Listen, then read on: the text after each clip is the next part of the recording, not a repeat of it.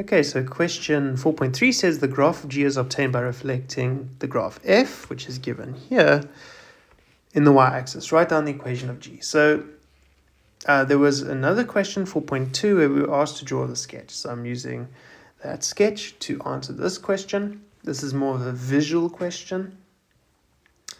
And that is this blue graph that's sketched here. So what does it mean to be reflected about the y-axis? Well, it means that you have to imagine there's like a mirror here. So this graph is almost looking at itself. And it will be reflected across this plane. And so the reflection will look something like this. Okay. So one thing to note is that the x-coordinate of the blue curve becomes reversed on the red curve, or the reflected curve, g of x. So xy on this side is minus xy when it's reflected.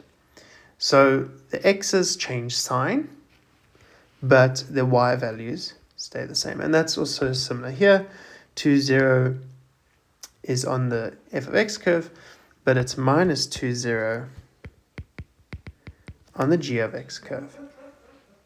Okay, so what does that mean? Well, g of x can simply then be obtained by adding a negative in front of the x, because the negative will ensure that the sign is changed.